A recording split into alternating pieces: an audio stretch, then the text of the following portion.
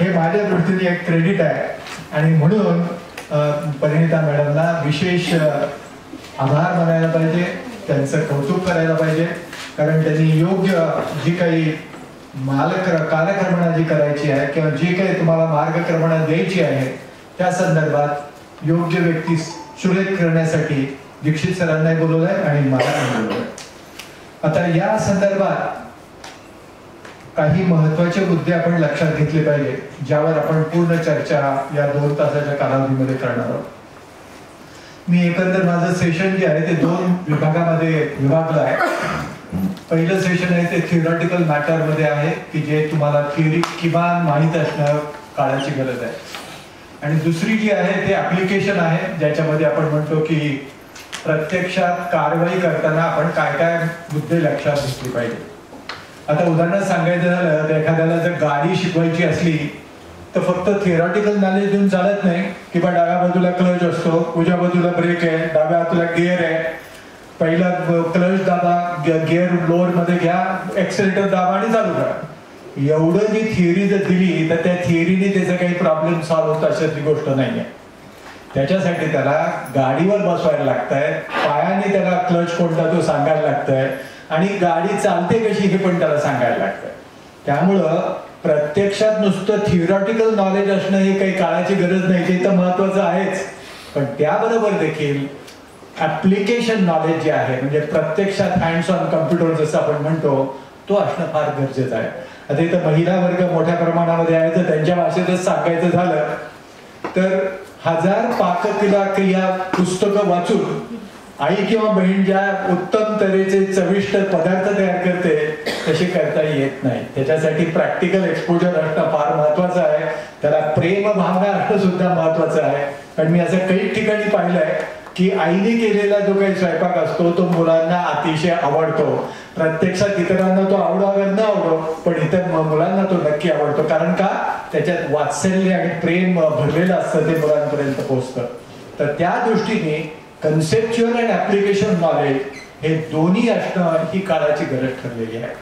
या धर्तीवर आपण आता जे काही कायद्यामध्ये जे बदल झालेले आहेत आणि नवीन बदलाला आपल्याला जे काही सामोरं जावं लागणार आहे त्या संदर्भात आपण आता चर्चा करणार आहोत. पुढची स्लाइड घ्या. अजून पुढे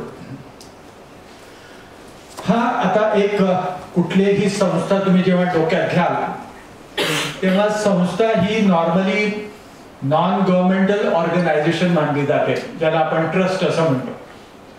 आता या ट्रस्टचे एकंदर 2 प्रकार असतात. एक असतो तो पब्लिक ट्रस्ट आणि दुसरा असतो त्याला म्हणतात प्रायव्हेट ट्रस्ट. पब्लिक ट्रस्टला मराठी नाव आहे सार्वजनिक न्यास आणि प्रायव्हेट ट्रस्टला मराठीमध्ये नाव आहे वैयक्तिक किंवा खाजगी ट्रस्ट. आता तुम्ही म्हणाल या सार्वजनिक ट्रस्ट किंवा सार्वजनिक न्यास आणि खाजगी ट्रस्ट मध्ये नक्की फरक काय, तर तो फरक आपण बघूया की बाबा ज्यामध्ये आपल्याला काय करता येईल किंवा काय नाही करता येणार त्या संदर्भात आपण थोडीशी चर्चा करूया.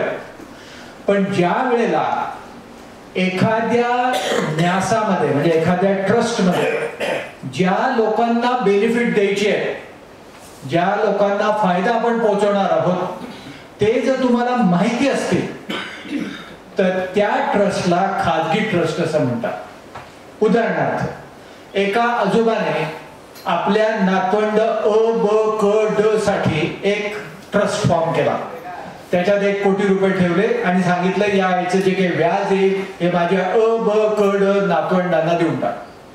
आता इथं फरक काय, दोन्ही ट्रस्ट तो प्रत्यक्षात जागेवर नाहीच आहे, पण बेनिफिट कोणाला जातोय, 4 लोकांना जातोय. ते 4 लोक आज तुम्हाला माहिती आहे. आणि ज्या वेळेला अशा प्रकारचं अरेंजमेंट केलं जातं जिथं बेनिफिशियरी जे आहेत किंवा जे फायदे घेणारे जे लोक आहेत हे जर तुम्हाला माहित असतील तर त्याला खाजगी ट्रस्ट असं म्हणतात. आता तुम्ही विचाराल सार्वजनिक न्यास म्हणजे काय, ज्या ठिकाणी ज्यांना बेनिफिट द्यायचा आहे ते जे काही बेनिफिशियरी आहेत हे तुम्हाला माहीतच नसतील जेव्हा तुम्ही ट्रस्ट फॉर्म केला तर त्या ट्रस्टला सार्वजनिक ट्रस्ट असं म्हणतात. उदाहरणार्थ मी आज एक ट्रस्ट फॉर्म केलाय आणि सांगितलंय की तुंगारला या लोणावळ्यातल्या गावातले जे जे कोणी गरीब लोक आहेत त्या लोकांना मी मदत करेन. प्रत्येकाला 100, आता लाडकी बहीणच घेऊयात आपण, तर लाडकी बहीण सगळ्यांना 1500 रुपये आपण देऊयात. आता मलाही माहित नाही इथे किती आहेत, किती महिला आहेत, किती बहिणी आहेत, कल्पना नाही. 100 असतील, 5000 असतील, 2000 असतील, पण त्याच्यासाठी मी ट्रस्ट फॉर्म केला. पण ज्या वेळेला मला बेनिफिशियरी कोण आहे, किती आहेत, कल्पना नाही. वर्ल्ड ॲट लार्ज 10 कोटी पण असू शकतील किंवा 10 सुद्धा असू शकतील, मला माहित नाही. ज्या वेळेला अशा प्रकारची अरेंजमेंट आपण करतो, त्या अरेंजमेंटला सार्वजनिक ट्रस्ट किंवा पब्लिक ट्रस्ट असं म्हटलं जातं. आपण सर्व जे काही काम करतो आहे हे खाजगी ट्रस्ट म्हणून काम करत नाही. आपण काम करतो ते पब्लिक ट्रस्ट किंवा सार्वजनिक न्यास. कारण आपल्याला माहित नसतं कोण HIV ने आजारी पडणार आहे किंवा कोण ऑलरेडी पडलेला आहे, आपल्याला त्याची कल्पना असत नाही. त्यामुळे जे जे कोणी येतील त्या सर्वांनाच आपण त्यामध्ये काय करणार आहोत, उपचार देणार आहोत. आणि म्हणून त्याला सार्वजनिक न्यास असं म्हटलं जातं. सार्वजनिक न्यास मध्ये एकंदर 2 प्रकारच्या इन्स्टिट्यूशन्स आपल्याला पाहायला लागतात. एक असतं सेक्शन 11, 12, 13, त्याला आपण पब्लिक ट्रस्ट असं म्हणतो इन्कम टॅक्स ऍक्ट खाली. आणि दुसरी आहे ते 10, 23 कलमाखाली ज्या संस्था मानल्या जातात.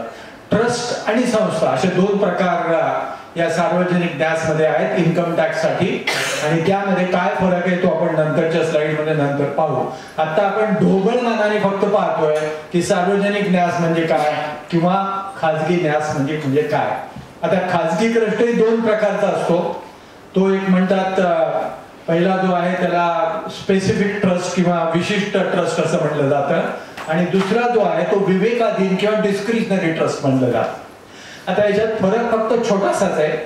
जे पैसे बेनिफिशियरीला वाटायचे ते जर अधोरेखित केलेले असतील की दर वर्षाला 1 लाख रुपये द्या, स्पेसिफिक अमाऊंट आहे, तर ती स्पेसिफिक अमाऊंट जर ट्रस्ट मध्ये जर लिहिलेली असेल तर त्याला स्पेसिफिक प्रायव्हेट ट्रस्ट असं म्हणतात. पण समजा तुम्हाला माहित नाही कारण rate of dividend, rate of interest प्रत्येक वर्षी बदलणार आहे. 1 लाख रुपये दरवर्षी देता येईल की नाही आपल्याला माहित नाही. मग ते अधिकार कोणाला दिले, ट्रस्टी लोकांना दिले जातील. या 1 कोटी रुपयावरनं जे जे काही व्याज येईल, मग ते 10 लाख येऊ, 15 लाख येऊ, 20 लाख येऊ, हे सर्व व्याज हे माझ्या बेनिफिशियरीना देण्यात यावं. तेव्हा त्यावेळेला ट्रस्टी काय ठरवतात की बघ एवढं नको, आम्हाला 15% याच्यातला खर्च लागणार आहे, हे सगळे पैसे त्याऐवजी थोडेसे 15% कमी करून आम्ही वाटू. ज्या वेळेला असा विवेकाधिकार या ट्रस्टीना असतो की बा तुम्हाला आम्ही पैसे तुम्हाला देणार पण आमचाही खर्च चालला पाहिजे, त्याच्यातले पैसे आम्ही वळते करून घेणार, तेव्हा ज्या वेळेला असं डिस्क्रिशन ट्रस्टी लोकांना असतं किती व्याज वाटायचं किंवा किती डिव्हिडंड वाटायचं, त्याला आपण म्हणायचं आहे डिस्क्रिशनरी ट्रस्ट किंवा विवेकाधीन असणारा ट्रस्ट. या दृष्टीने लिटमस टेस्ट सारखं मॅडम जशा म्हणाला तशी फक्त एकच आहे की beneficiaries are identified, beneficiaries are not identified. ज्या वेळेला जे काही तुमचे बेनिफिशियरीज आहेत, जे फायदे घेणारे जे लोक आहेत ते जर तुम्हाला माहीत असतील तर तो ट्रस्ट काय होईल, खाजगी ट्रस्ट होईल. माहीत नसले तर तो सार्वजनिक ट्रस्ट होईल. आता महाराष्ट्रासारखं फक्त 1 किंवा 2च राज्य तुम्हाला सापडतील की जे सार्वजनिक न्यासासाठी इंडिपेंडंट कायदा त्यांनी तयार केला. आणि त्यालाच आपण सुरुवातीला बॉम्बे पब्लिक ट्रस्ट ऍक्ट 1950 होता आणि तो कायदा आता आपण बदलून महाराष्ट्र पब्लिक ट्रस्ट ऍक्ट केला. तुम्हाला माहिती आहे की बॉम्बे जिथे जिथे नाव होतं तिथं आपण नाव बदलायला घेतलेलं आहे. पण कधी कधी आपण म्हणतो नाही राजकारणी लोकांना नुसतं नाव बदलायचं एवढंच माहिती आहे, पण प्रत्येक कायदा हा वर्षावरनं रेकग्नाइज केला जातो. म्हणजे 1950 बॉम्बे पब्लिक ट्रस्ट ऍक्ट यांनी विचारता सगळे नावं घ्यायला सुरुवात केली, बॉम्बे पब्लिक ट्रस्ट ऍक्टही घेतला. पण नंतर त्यांना असं आढळलं की महाराष्ट्र पब्लिक ट्रस्ट ऍक्ट 1950 म्हणता येणार नाही कारण आपला महाराष्ट्र मूळ 1960 साली निर्माण झाला. मग तो शेवटी असं केलं की हा एकच कायदा फक्त असं सापडेल तुम्हाला की जिथं वर्ष काही लिहिलेलं नाहीये, महाराष्ट्र पब्लिक ट्रस्ट ऍक्ट एवढंच फक्त नाव त्याच्यामध्ये समाविष्ट करण्यात आलंय. त्यामुळे हा महाराष्ट्र पब्लिक ट्रस्ट ऍक्ट आपल्या दृष्टीने आपलं जे काही गव्हर्नन्स आहे ते गव्हर्नन्स करण्यासाठी स्थापन झालेलं आहे. त्या दृष्टीने आपण या जनरल कायद्याकडे पाहू. या व्यतिरिक्त इंडियन ट्रस्ट ऍक्ट 1882 हा कायदा आहे, हा खाजगी ट्रस्ट आणि सार्वजनिक ट्रस्टना दोघांनाही लागतो. त्याच्या तरतुदी आपल्याला माहित असणं काळाची गरज आहे. पुढचं काय sir?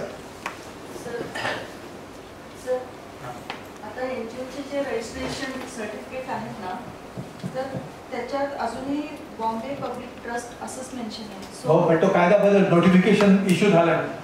Maharashtra public trust act already नाव झालंय. ते आता 2022-20 काय असेल कायद्या त्याच्या संदर्भात झालं. कायद्याचं नाव बदललं, पण कायदा आपला जो आहे तो तोच आहे. म्हणजे मी बॉम्बे म्हणा तर महाराष्ट्र म्हणा, नाव फक्त बदललंय. चिसौ कांक्षिणी वृत्ताच्या ऐवजी चिसौ काय रुजुत असंच झाली. फक्त व्यक्ती तीच आहे, फक्त नाव बदललंय. फक्त याचाच फक्त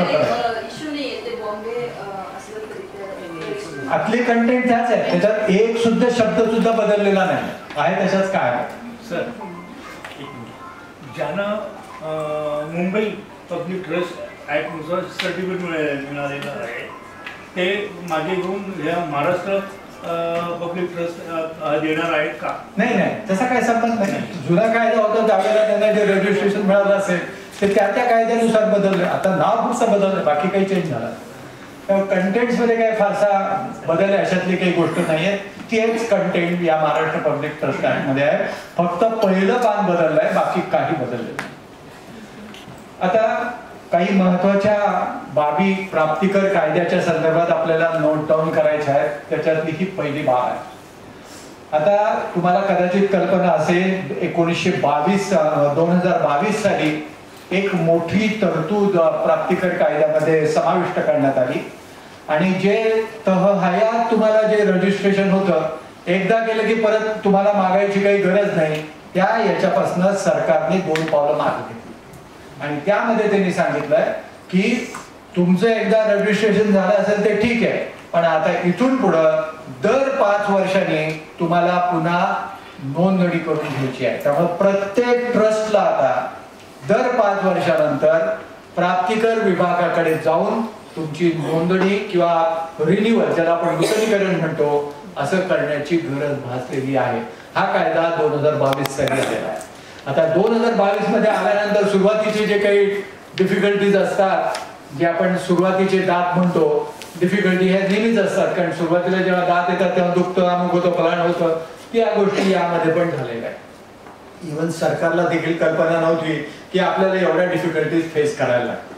त्यांनी सुरुवातीला काय ठरवलं की कुठल्याही ट्रस्टला आता 2 वेळा रजिस्ट्रेशन करणं गरजेचे आहे. पहिलं म्हणजे इमिजिएटली त्यांनी टेम्पररी रजिस्ट्रेशन किंवा तात्पुरतं रजिस्ट्रेशन घ्यायचं आणि नंतर मग 6 महिन्याच्या कालावधीनंतर किंवा काम तुमचं सुरू झालं की पुन्हा रेग्युलर किंवा नियमित परमनंट रजिस्ट्रेशन घ्यायचं.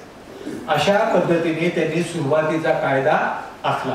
त्या कायद्यामध्ये त्यांनी सांगितलं 2 टप्प्यात तुम्ही रिझर्व्ह प्रत्येकाने काय करा की फॉर्म भरा. पहिला टप्पा होता तात्पुरत्या रजिस्ट्रेशनचा, त्याला फॉर्म त्याने डिवाइड केला होता, फॉर्म 10A.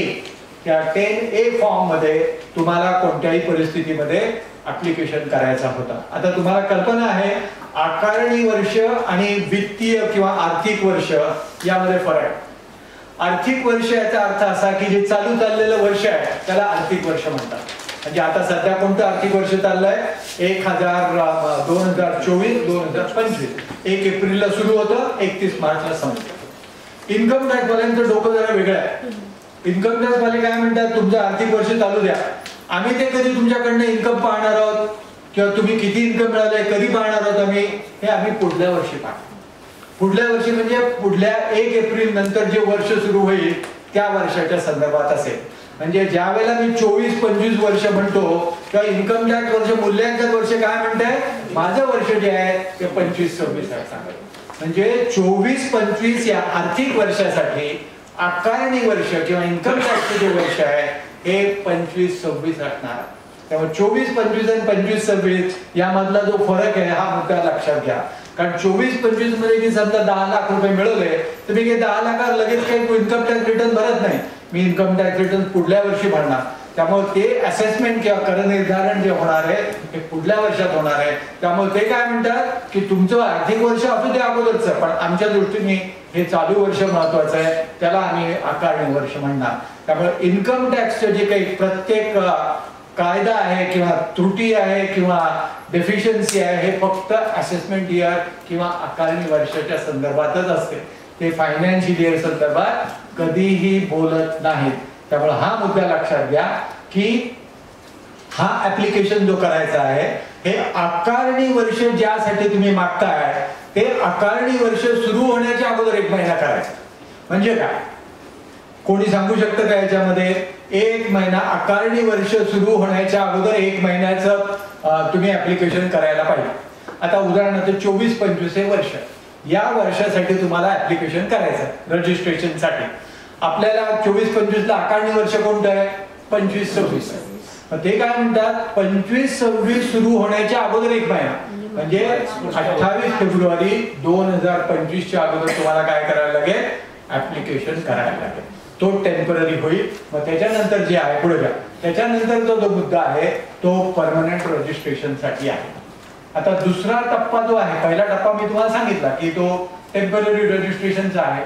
दुसरा जो टप्पा आहे तो दुसरा टप्पा नियमित रजिस्ट्रेशन किंवा परमनंट रजिस्ट्रेशन. जसं आपण स्कूटर चालवायला लागलो की पहिलं लर्निंग लायसन्स घेतो आणि नंतर मग तुम्हाला नीट येतंय की नाही बघून मग त्याच्यानंतर परमनंट लायसन्स आपण घेतो. त्याचप्रमाणे टेम्पररी लायसन्स, टेम्पररी रजिस्ट्रेशन आणि परमनंट रजिस्ट्रेशन मध्ये फरक आहे. तुम्हाला एकदा कामं तुम्ही सुरू केले, आता कामं सुरू केले म्हणजे काय की प्रत्यक्षात तुम्ही रजिस्ट्रेशन केलं पण ऍक्टिव्हिटी सुरू केली नाही. ऍक्टिव्हिटी सुरू केल्यानंतर 6 महिन्याच्या आत तुम्हाला परमनंट ऍप्लिकेशन करायला पाहिजे. पण त्याच्यासाठी प्रॉब्लेम असे निर्माण झाले की काही ट्रस्ट असे होते की ज्यांनी ऑलरेडी सुरूच करून टाकलं होतं पण त्यांनी टेम्पररी रजिस्ट्रेशन मागितलंच नाही. मग त्यांचे सगळे ऍप्लिकेशन उशिरा आले, ते सगळे रिजेक्ट झाले होते. जवळजवळ 13,000 ऍप्लिकेशन असे कायदा न समजल्यामुळे रिजेक्ट झाले.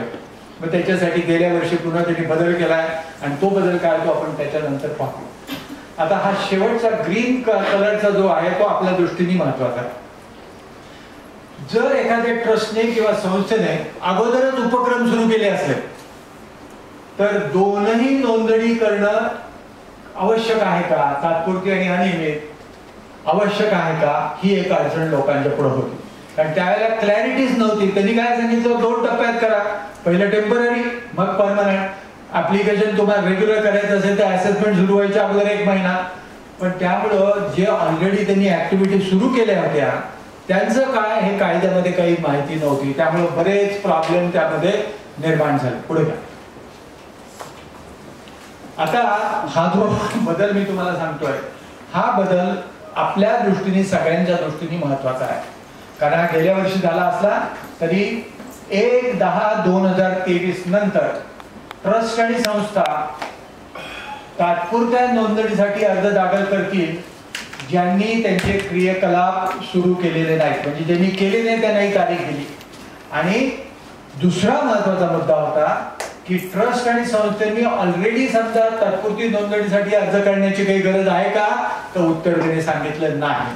म्हणजे हा यू टर्न होता. सुरुवातीला त्यांनी सांगितलं 2 टप्प्यात करा, पण आता 1/10/23 पासून त्यांनी काय सांगितलंय 1/10/23 मध्ये तुम्ही जर ऑलरेडी ऍक्टिव्हिटी सुरू केली असेल तर टेम्पररी रजिस्ट्रेशनची गरज नाही, तुम्ही डायरेक्ट परमनंट रजिस्ट्रेशन करू शकता. पण त्यासाठीचा अर्ज तुमचा 1 ऑक्टोबर 2023 नंतर जायला हवा. म्हणजे थोडक्यात सांगायचं झालं तर सरकारने जे काही नियोजन केलं होतं किंवा सरकारने जे अगोदर मनात ठरवलं होतं की 2 टप्प्यात करायचं, पण सरकारकडे पण तेवढा पायलट प्रोजेक्ट नव्हता, त्यांच्याकडे पूर्ण आकलन नव्हतं, अनुभव नव्हता, त्यामुळे प्रॉब्लेम निर्माण झाले. पण बेटर लेट दॅन नेव्हर असं आपण म्हणतो की उशिरा का होईना त्यांना शहाणपण सुचलंय आणि आता त्यांनी सांगितलंय जर ऑलरेडी ऍक्टिव्हिटी सुरू केली असेल तर तुम्ही टेम्पररी रजिस्ट्रेशन करण्याची गरज नाही.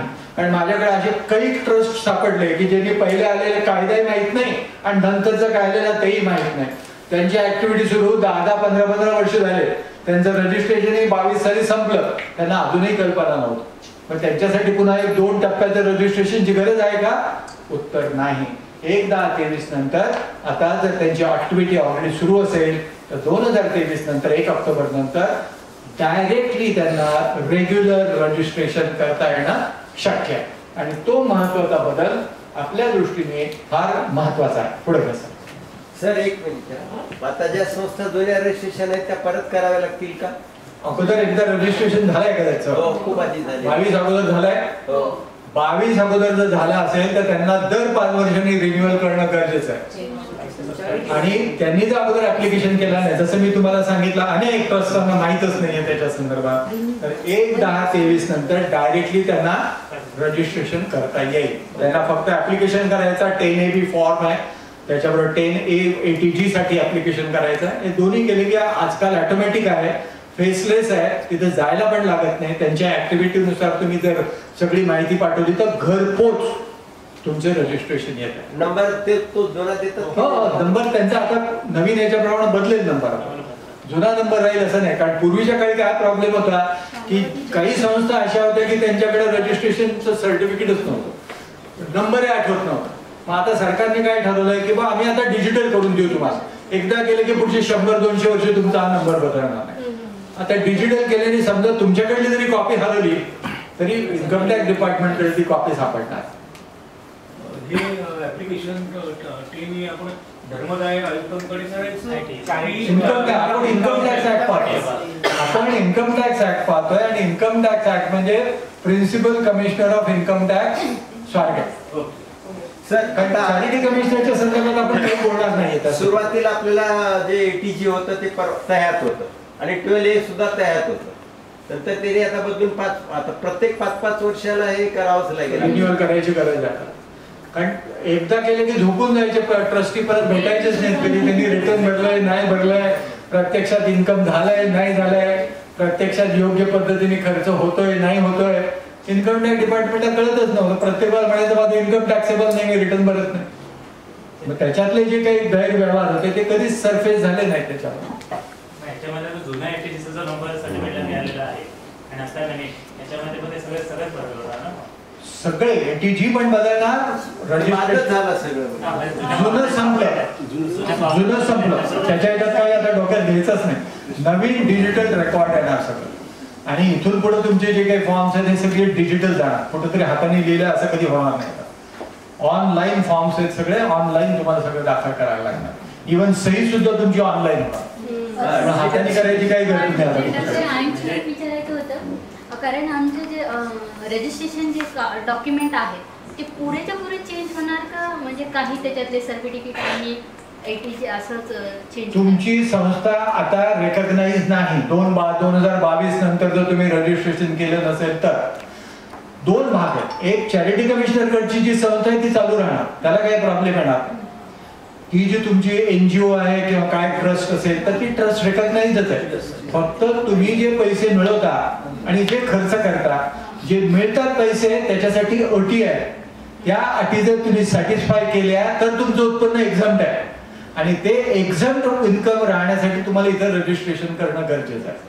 आणि ते जर रजिस्ट्रेशन केलं नाही तर जेवढे तुम्हाला पैसे मिळतील त्याच्यावर टॅक्स आहे. म्हणजे समजा आता तुम्हाला 10 लाख रुपये मिळाले आणि तुम्ही रजिस्ट्रेशनच केलं नाही तर 10 लाखावर 30% रेट प्रमाणे तुम्हाला त्याच्यावर कर भरावा लागतो. तो इन्कम टॅक्स मध्ये शोधून काढतील कोणी कोणी काय काय केलं त्याच्या संदर्भात. सर पॅनचं रजिस्ट्रेशन,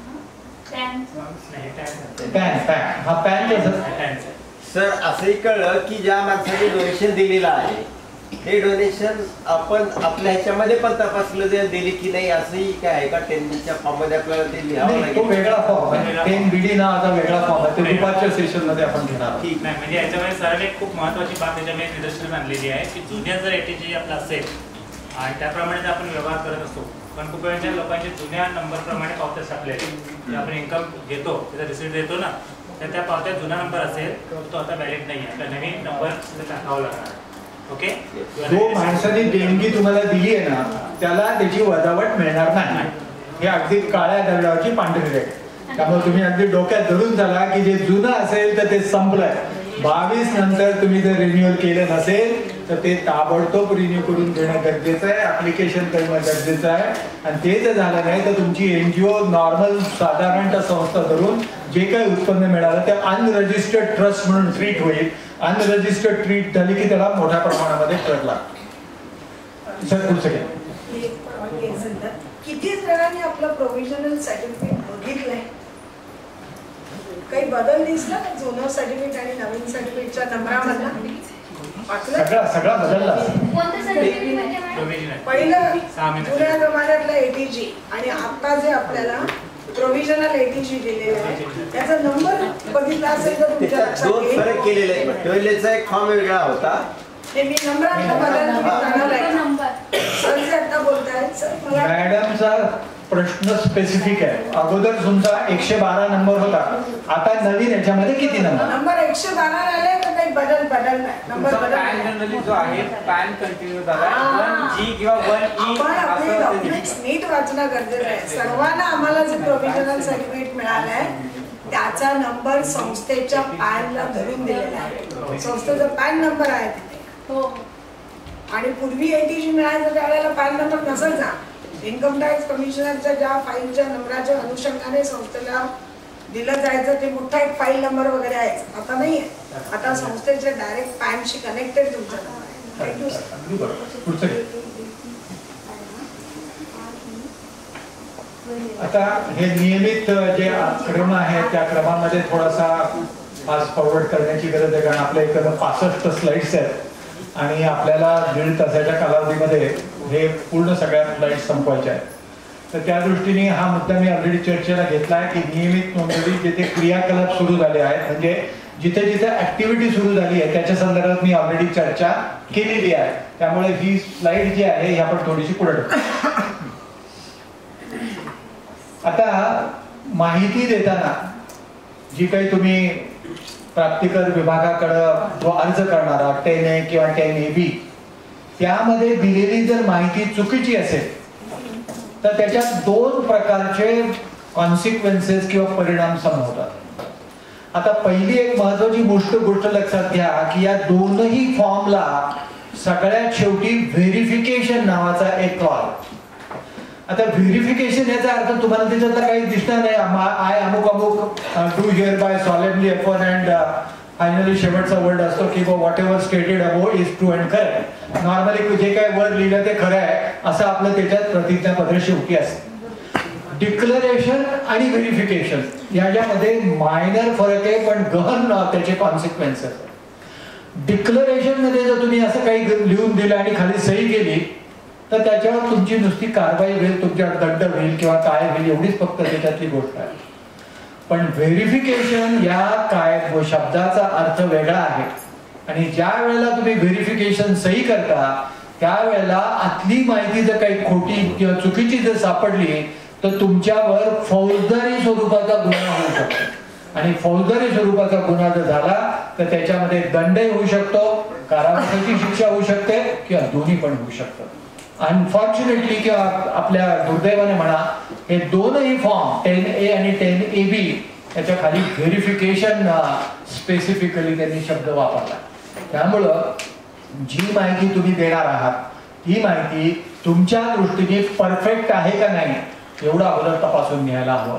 कुठलीही चुकीची माहिती, कारण काही काही वेळेला असं आढळलंय मला आठवत नाही द्या घालून काहीतरी ना किंवा द्या तरी काहीतरी माहिती घालून माझं पण असंच ऑब्जेक्ट आहे असं करून घेतलं आणि ते जर समजा मेमोरँडम मध्ये जर सापडलं नाही तर ती चुकीची माहिती किंवा खोटी माहिती दिली असा त्याच्यातनं अर्थ होतो. इन्कम टॅक्स डिपार्टमेंट काय म्हणतं की बा रजिस्ट्रेशन मिळवण्यासाठी असे त्यांनी ऑब्जेक्ट घातले म्हणजे त्यांच्या डोक्यात इंटेन्शन काहीतरी इन्कम टॅक्स डिपार्टमेंटला फसवण्याचा प्रकार आहे आणि म्हणून त्यामध्ये तुमच्या या कलमाखाली तुम्हाला कोणत्याही परिस्थितीमध्ये प्रॉसिक्युशन होऊ शकतं. पेनल्टी आणि प्रॉसिक्युशन याच्यामध्ये फरक आहे. पेनल्टी म्हणजे नॉर्मली अमाऊंट मध्ये म्हणजे जे रुपीज मध्ये असते त्याच्यात असतं 500 रुपये, 1000 रुपये, 2000 रुपये त्याला पेनल्टी म्हणतात आणि ज्या वेळेला प्रॉसिक्युशन असतं त्या प्रॉसिक्युशन पेनल्टीच्या बरोबर इतर सजा पण त्याच्यामध्ये असते. त्यामुळे प्रॉसिक्युशन होणार नाही या दृष्टीने आपण सगळ्यांनी काळजी घेतली पाहिजे.